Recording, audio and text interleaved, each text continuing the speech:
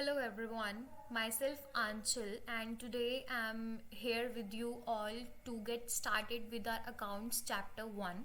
So our first chapter is all about introduction to accounting. So ये बहुत ज़्यादा important है आप लोगों के लिए क्योंकि अगर यहाँ से बेस नहीं बनाया ना तो अकाउंटिंग का ए भी नहीं आएगा आप लोगों को। सो मेजर टर्म्स है, बहुत ईजी है, मुश्किल नहीं है कि एक होता है ना कि हाँ ठीक है नहीं अकाउंट्स बहुत ईजी सॉरी बहुत टफ है, ये है वो है, nothing. It just a basic concept, a deep understanding. अगर आप वो सब थोड़ा सा टाइम इन्वेस्ट कर रहे हो, थोड़ा सा हार्ड वर्क कर रहे हो, so account is gonna be an interesting subject for you all, I promise. So let's begin with our first thing that is accounting. तो गाइस जो भी आपको भी अकाउंटिंग की डेफिनेशन दिख रही है ना, ये आपको याद करनी पड़ेगी प्रॉपरली। ठीक है, इसमें जो वर्ड्स हैं ये बहुत ज़्यादा इम्पॉर्टेंट है। So basically what accounting is an art of recording, classifying and summarising in a signified manner and in the terms of money transactions and events which are part of a financial character and through which results are interpreted.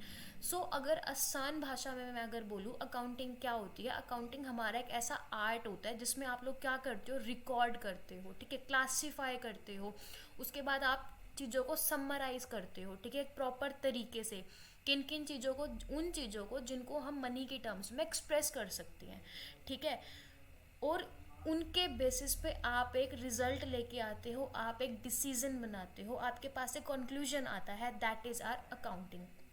ठीक है, कोई भी एक आपका खुद का business है, ठीक है, आप उसके अंदर 50,000 के कुछ चीज़ें लेके आ रहे हो या फिर 60,000 का आपने कोई किसी चीज़ पे पैसा लगाया है, ठीक है, कुछ भी ट्रांजेक्शन्स जो आप कर रहे हो आप उसको किसी एक किताब के अंदर रिकॉर्ड कर रहे हो, ठीक है, उसके बाद जो जितने भी आपने परचेज की, जितने भी आपने सेल की, उनको अलग लिखा, परचेज की अलग, सेल्स की अलग, तो आपने क्या किया, क्लासीफाई किया।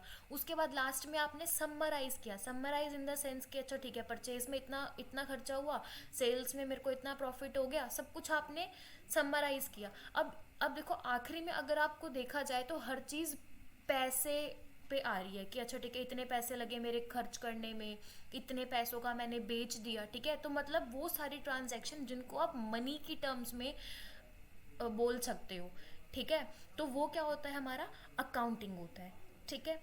सो this is the definition that you all have to learn. So our second is characteristics or attributes, or I can say the process of accounting, the most important topic that is most important to learn on tips और points जो है आपको sequence wise याद करनी है, ठीक है। तो यहाँ पे मैंने सीक्वेंस में लर्न करने के लिए ये एक बहुत अच्छा था जो मैंने अपने टाइम पे लर्न किया था, वो ये है, आई एम रणछोड़ दास चांचड़, शिमला आया चतुर, ठीक है, तो इसमें मैंने शॉर्ट फॉर्म डाली हुई है IMRCSAC, तो that is gonna help you to learn this process sequentially, ठीक है। तो मेरा फर्स्ट जो पॉइंट है वो क्या बोलता है, identification of financial transactions and events. देखो बच्चे जो भी मैं यहाँ पे बोल रही हूँ आप उसको नोट डाउन करो, क्योंकि एक एक लाइन जो मैं बोल रही हूँ ना वो आपको आपका मटेरियल बढ़ाने में काम आएगा, ठीक है। अब identification of financial transactions and events क्या बोलता है, देखो ट्रांजैक्शंस जो है ना वो मेरी किससे रिलेटेड होनी चाहिए, बिजनेस से रिलेट होनी चाहिए या फिर वो मॉनेटरी होनी चाहिए। मॉनेटरी क्या होता है, जिसको मैं इजीली मनी की टर्म्स में कन्वर्ट कर सकती हूँ, ठीक है। अब हम एक एग्जांपल लेते हैं, भाई आंचल का एक बिजनेस है छोले भटूरे का, ठीक है, जिसमें उसने क्या करा, मटेरियल खरीद लिया 1,000 रुपये का, ठीक है, उसने सेल कर दी 1,500 रुपये की, ठीक है। अब भाई उसको बीच में क्या हुआ, उसको प्रोडक्शन में लॉस भी हो गया क्योंकि उसके जो लेबर्स थे जो उसके साथ काम करते थे, जो काम वाम कराते थे, वो लोग स्ट्राइक पे चले गए, जिसकी मदद से उसकी जो छोले भटूरे की जो प्रोडक्शन थी वो भी रुक गई। तो मैंने 3 स्टेटमेंट दिए यहाँ पे कि उसने एक तो मटेरियल खरीदा, उसने कितने का बेचा, और उसके जो प्रोडक्शन जो है वो रुक चुकी है अभी क्योंकि लेबर स्ट्राइक पे जा चुका है। तो अगर मैं कहूँ इनमें से मुझे कौन कौन सी ट्रांजेक्शन्स हैं जो मैं अपनी बुक ऑफ अकाउंट्स में सेव कर सकती हूँ, जो मुझे रिकॉर्ड करनी है, वो क्या होगी, जिनको मैं मनी की टर्म्स में एक्सप्रेस कर सकती हूँ। अब मैंने मटेरियल खरीदा 1,000 रुपये का, मनी की टर्म्स में एक्सप्रेस हो रहा है, ये रिकॉर्ड हो जाएगा। सेकंड मैंने क्या करा, सेल किया 1,500 का, मनी आ रही है, ये रिकॉर्ड हो जाएगा। थर्ड क्या था, प्रोडक्शन लॉस हो रहा है, वही मेरा, क्योंकि मेरे जो लेबर है वो चले गए स्ट्राइक पे, तो इसमें तो कोई मेरा मनी नहीं आ रहा, तो दैट मीन्स कि इसको मैं नेग्लेक्ट करूंगी, ये मैं अपनी बुक ऑफ अकाउंट्स में रिकॉर्ड नहीं करूंगी, ठीक है। सेकंड हमारा क्या पॉइंट है, measuring the identified transaction. Same जो भी हमने ऊपर पढ़ा है कि सिर्फ उन्हीं ट्रांजैक्शंस को रिकॉर्ड करेंगे जो हमारे मॉनेटरी टर्म्स में बोले जा सकते हैं, ठीक है। Third point is recording. Recording अभी हमने डेफिनेशन में पढ़ा है कि रिकॉर्डिंग किस चीज़ को करते हैं, ऑब्वियसली ट्रांजैक्शंस को रिकॉर्ड करते हैं। तो यहाँ पे अब रिकॉर्डिंग में हम लोग क्या करते हैं, ट्रांजैक्शंस को हम लोग आइडेंटिफाई करते हैं, उनको हम मेजर करते हैं, ठीक है। यहाँ पे हम उनको रिकॉर्ड करते हैं, और हम लोग सिर्फ उन्हीं को रिकॉर्ड करेंगे जो मेरी मॉनेटरी टर्म्स में कन्वर्ट हो सकती है। और कहाँ पे रिकॉर्ड करेंगे, हम जब से बोल रहे हैं कि रिकॉर्ड करना है हमारी बुक ऑफ अकाउंट्स में, ठीक है, जिसको हम जर्नल भी बोलते हैं, ठीक है।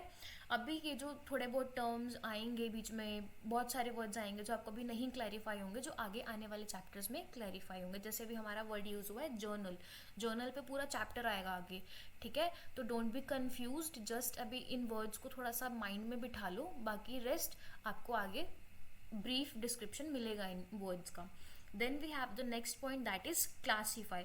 क्लासीफाई का क्या मतलब होता है, जितनी भी ट्रांजेक्शन्स होती है ना मेरी बिजनेस की, जो हम सब मिक्स करे जा रहे थे, ठीक है, लिखे जा रहे थे, अब हम लोग क्या करेंगे, उनको सेपरेट करेंगे।